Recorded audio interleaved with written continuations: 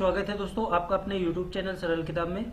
जैसा कि आप लोग जान रहे होंगे यूपी पीसीएल में टेक्नीशियन ग्रेड 2 TG2 की वैकेंसी आ चुकी है, जो कि टोटल वैकेंसी 891 जिसमें से 357 जनरल की, 241 ओबीसी की, 187 एससी की और 17 एसटी की, और जो 89 वैकेंसी है वह आपकी ईडब्ल्यूएस कैटेगरी के लोगों के लिए है। इस वीडियो में मैं आपको स्टेप बाय स्टेप बताऊंगा कि आपको फॉर्म भरते समय कौन कौन से डॉक्यूमेंट्स की रिक्वायरमेंट है, कैसे फॉर्म आपको फिलअप करना है, और फॉर्म भरने से पहले आपकी जो क्वालिफिकेशन है 10th और ITI वो कब तक कंप्लीट होना चाहिए, फॉर्म कब से फिलअप होना स्टार्ट हो रहे हैं, इसकी लास्ट डेट क्या है, पूरा स्टेप बाय स्टेप आपको मैं इस वीडियो में बताऊंगा। तो वीडियो को लास्ट तक जरूर देखिएगा। चलिए वीडियो की शुरुआत करते हैं।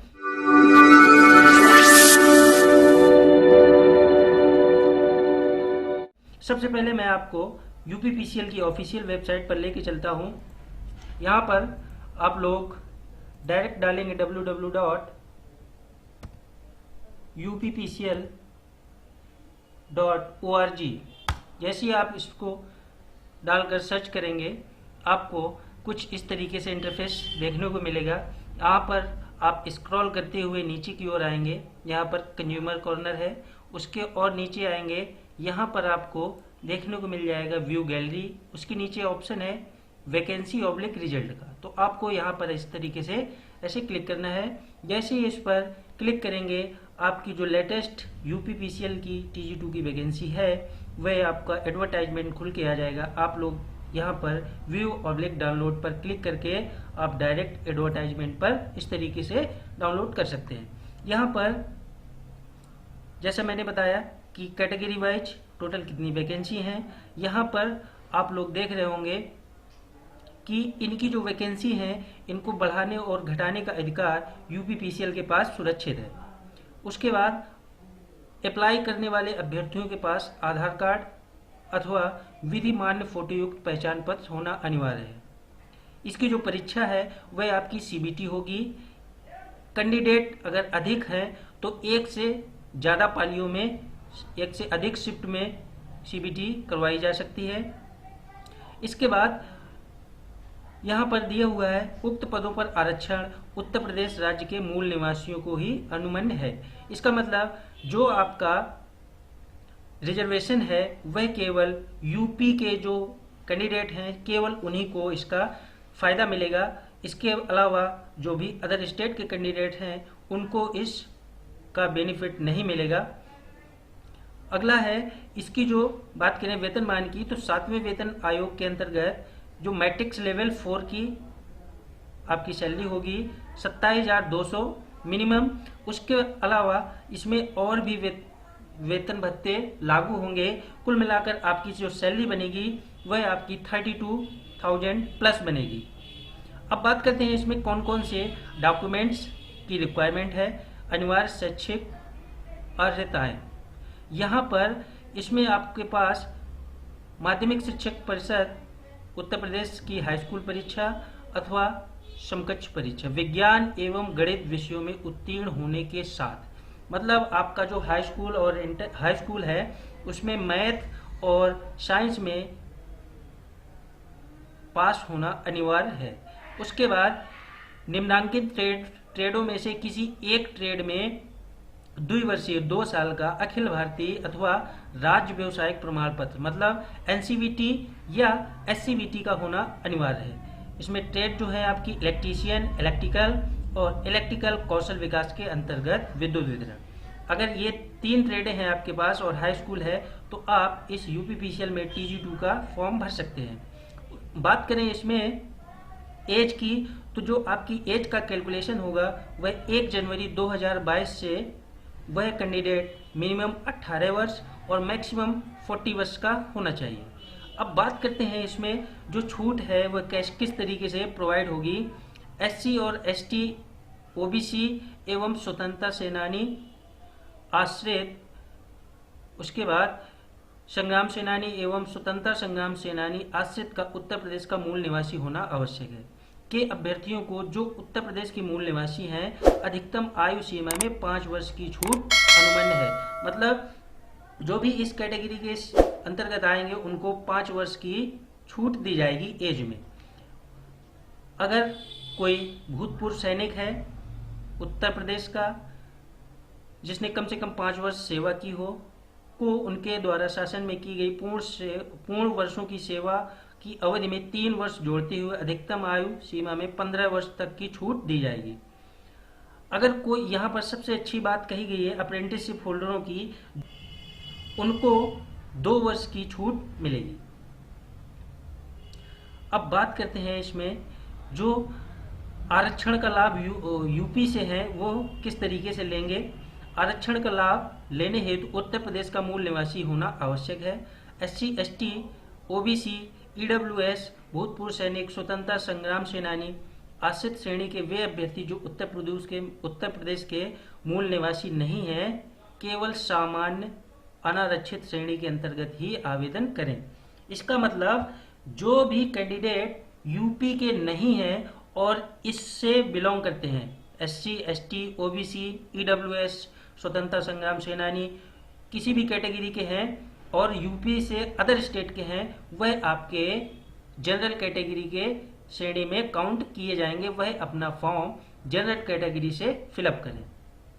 उसके बाद अनुसूचित जनजाति के उपयुक्त अभ्यर्थी उपलब्ध न होने पर अनुसूचित जाति के अभ्यर्थी तथा अनुसूचित जाति के अभ्यर्थी उपलब्ध न होने पर अनुसूचित जनजाति के अभ्यर्थियों को चयन नियमानुसार किया जाएगा। यहाँ पर आप लोग देख रहे होंगे लिखा है यदि अनुसूचित जनजाति के अभ्यर्थी नहीं है तो उन्हें अनुसूचित जाति के अभ्यर्थी तथा अनुसूचित जाति के न होने पर अनुसूचित जनजाति के अभ्यर्थियों का चयन किया जाएगा। भूतपूर्व सैनिकों के लिए 5 वर्ष, स्वतंत्रता संग्राम सेनानियों के लिए 2% हॉरिजॉन्टल रिजर्वेशन होगा। बात करते हैं इसमें जो फॉर्म की जो फीस है वो SC, ST जो यूपी के निवासी है उनके लिए 860 रुपीज है, 826 रुपीज, और उसके अलावा जनरल या OBC किसी भी कैटेगरी के हैं उनके लिए 1180 रुपीज शुल्क लगेगा। इसको आप लोग किसी भी माध्यम से कर सकते हैं। यहाँ पर अभ्यर्थियों द्वारा ऑनलाइन आवेदन पत्र पूर्ण करने पर लिखित परीक्षा में प्रोविजनली सम्मिलित किया जाएगा। अभ्यर्थियों के मात्र लिखित परीक्षा में सम्मिलित होने से अर्हता चयन का अधिकार प्राप्त नहीं हो जाएगा। मतलब आपको ऑनलाइन आवेदन कर देने पर प्रोविजनली आपका फॉर्म एक्सेप्ट होगा, और अगर आप लिखित परीक्षा मतलब CBT देते हैं तो आप दावा नहीं कर सकते कि आपको ज्वाइनिंग दी जाएगी, क्योंकि उसके आगे की प्रक्रिया भी है। यहाँ पर OBC नॉन क्रीमी जाति प्रमाण पत्र जो होगा वह 31/3/2022 के बाद का जारी होना आवश्यक है। मतलब जो OBC नॉन क्रीमी लेयर के कैंडिडेट हैं उनका जो जाति प्रमाण पत्र होगा, कास्ट सर्टिफिकेट, वह 31 मार्च 2022 के बाद का होना चाहिए। EWS के जो कैटेगरी हैं कैंडिडेट हैं उनके लिए जो EWS का सर्टिफिकेट होना चाहिए वह 31 मार्च 2022 के बाद का ही होना चाहिए। बात करें जो मूल निवास प्रमाण पत्र है वह 31/3/2019 के बाद का एक्सेप्ट किया जाएगा, जो कि आपका जिलाधिकारी के हस्ताक्षर से जारी प्रमाण पत्र ही मान्य होगा। क्लियर है। अब बात करें यहाँ पर आगे, देखिए यहाँ पर लिखा हुआ है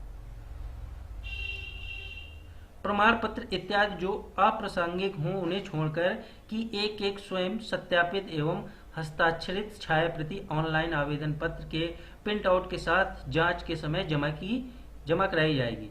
लिखित परीक्षा के प्रथम भाग में सफल घोषित अभ्यर्थियों की सूची में से परीक्षा के द्वितीय भाग में प्राप्त अंकों की श्रेष्ठता अनुसार रिक्तियों के 2 गुने शॉर्टलिस्ट अभ्यर्थियों को अभिलेखों की प्रथम चरणीय जांच हेतु आमंत्रित किया जाएगा। मतलब जितने भी कैंडिडेट एग्जाम देंगे CBT उसमें से कैटेगरी वैकेंसी हिसाब से 2 गुने कैंडिडेट शॉर्टलिस्ट किए जाएंगे आगे की प्रक्रिया के लिए, डॉक्यूमेंट्स वेरिफिकेशन वगैरह के लिए।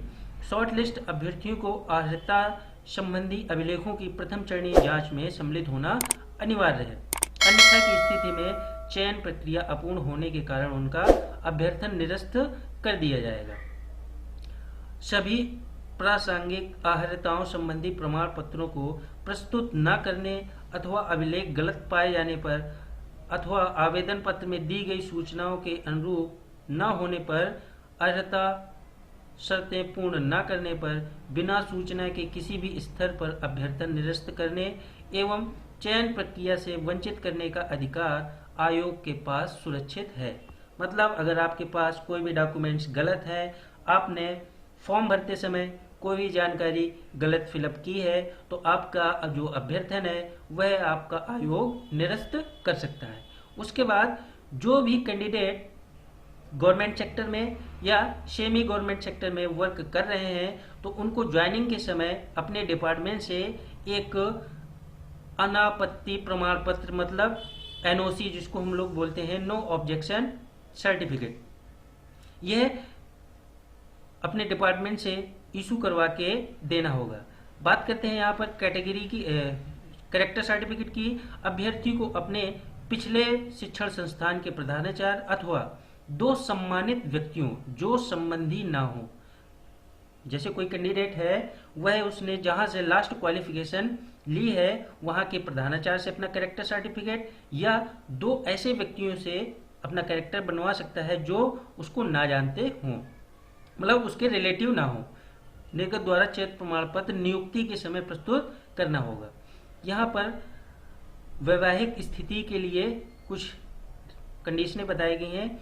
ऐसे पुरुष महिला अभ्यर्थी जो एक से अधिक विधि विरुद्ध जीवित पति पत्नी रखते हों तथा ऐसी महिला अभ्यर्थी जिनका विवाह विधि विरुद्ध ऐसे व्यक्ति से हुआ हो जिसके पास पहले से एक या एक से अधिक जीवित पत्नी हो, चयन हेतु अर्ह नहीं होंगे। मतलब ऐसे कैंडिडेट फॉर्म फिलअप नहीं कर सकते। बात करते हैं इसका जो सिलेक्शन प्रोसेस है वह कैसा है। चयन ऑनलाइन लिखित परीक्षा सीबीटी के आधार पर किया जाएगा। लिखित परीक्षा का प्रश्न पत्र 2 भागों का होगा जिसकी टाइम ड्यूरेशन 3 घंटे की होगी। फर्स्ट पार्ट में आपका कंप्यूटर होगा जो कि CCC के लेवल का 50 क्वेश्चन होंगे और प्रत्येक क्वेश्चन 1 नंबर का होगा और इसमें से अगर आप क्वेश्चन गलत करते हैं तो 1/4 नेगेटिव मार्किंग भी है। उसके बाद कंप्यूटर ज्ञान की प्रथम भाग की परीक्षा में कम से कम 20 अंक प्राप्त करना अनिवार्य है। मतलब अगर आप 50 में से 20 अंक प्राप्त करते हैं तभी आपका जो सेकंड पेपर है टेक्निकल वाला वह आपका चेक होगा और आप आगे के लिए क्वालिफाई होंगे। अगर आप कंप्यूटर में ही फेल हो जाते हैं तो भले आपके 200 में से 190 या पूरे 200 मार्क्स आते हैं फिर भी आपका सिलेक्शन नहीं होगा। तो इसलिए कंप्यूटर को पास करना कंपलसरी है। बात करते हैं इसमें जो टेक्निकल पोर्शन है 200 नंबर का, उसमें क्या क्या आएगा। सामान्य अध्ययन एवं तार्किक ज्ञान रीजनिंग 20 क्वेश्चन आएंगे 20 मार्क्स के। सामान्य हिंदी जो उसका लेवल होगा 10th स्टैंडर्ड होगा 15 क्वेश्चन आएंगे 15 मार्क्स के। सामान्य अंग्रेजी 10th लेवल की, इसके भी 15 मार्क्स 15 क्वेश्चन। और जो आपका टेक्निकल होगा जो ITI का उसके टोटल क्वेश्चन 150 होंगे जो ओवरऑल मिला के 200 मार्क्स का होगा। चयन हेतु परीक्षा में कम से कम 33.5% मार्क्स होना अनिवार्य है। अर्थात ऐसे अभ्यर्थी जो 67 अंक से कम अंक प्राप्त करेंगे वे चयन प्रक्रिया से बाहर हो जाएंगे। क्लियर है।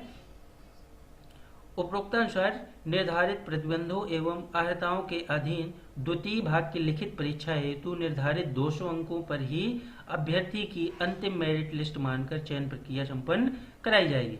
मतलब आपकी जो मेरिट लिस्ट बनेगी वह इसी 200 क्वेश्चंस मतलब 200 मार्क्स से ही बनेगा। कंप्यूटर का इंक्लूडेशन नहीं होगा, कंप्यूटर के मार्क्स आपके इंक्लूड नहीं होंगे। तो आपको कंप्यूटर सिर्फ क्वालिफाइंग पेपर है। जो मेन फोकस होगा, मेरिट बनेगी केवल और केवल इसी से बनेगी। तो इसलिए कंप्यूटर को ओनली क्वालिफाइंग पेपर ध्यान में रखते हुए आपको मेन फोकस इन पर करना है, टेक्निकल और नॉन टेक पर।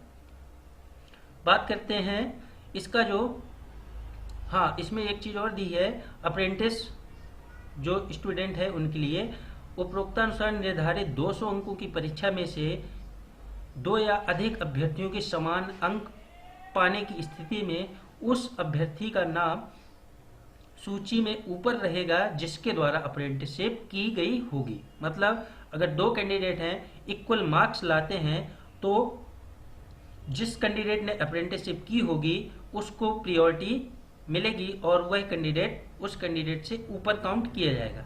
यदि 1 से अधिक अप्रेंटिसशिप के अभ्यर्थी पात्र हैं तो अधिक उम्र के अभ्यर्थी को अपॉर्चुनिटी दी जाएगी। क्लियर है? यहाँ पर जो आपके एग्जाम के सेंटर होंगे लखनऊ, वाराणसी, मेरठ, आगरा एवं कानपुर शहर में होंगे। अभ्यर्थियों की संख्या के आधार पर विशेष परिस्थितियों में परीक्षा के स्थान को बदला अथवा घटाया या बढ़ाया जा सकता है। बाकी इसका जो ऑनलाइन प्रोसेस है वह आपकी यूपीपीसीएल की ऑफिशियल वेबसाइट www.uppcl.org पर जाके आप लोग अप्लाई ऑनलाइन पर क्लिक करके अपना फॉर्म भर सकते हैं। ऑनलाइन फिलअप होने की जो स्टार्टिंग डेट है वह 27 सितंबर 2022 से 19 अक्टूबर 2022 है और पेमेंट करने की भी जो डेट है वह आपकी 19 अक्टूबर है। क्लियर है? और जो कैंडिडेट ऑफलाइन पेमेंट करना चाहते हैं उनके लिए 2 दिन का छूट मिल रही है। वह अपना फॉर्म का पेमेंट 21 अक्टूबर तक कर सकते हैं।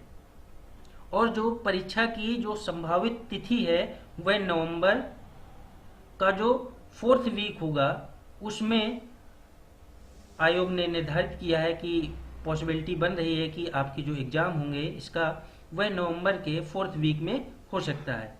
तो दोस्तों इसी चैनल पर आपके जो TG2 के ऑब्जेक्टिव क्वेश्चंस प्रैक्टिस सेट करवाए जाएंगे, इसीलिए इस चैनल को सब्सक्राइब करके नोटिफिकेशन बेल पर क्लिक करके ऑल पर क्लिक कर लीजिएगा। मिलते हैं आपको नेक्स्ट वीडियो में। Thank you, thanks for watching.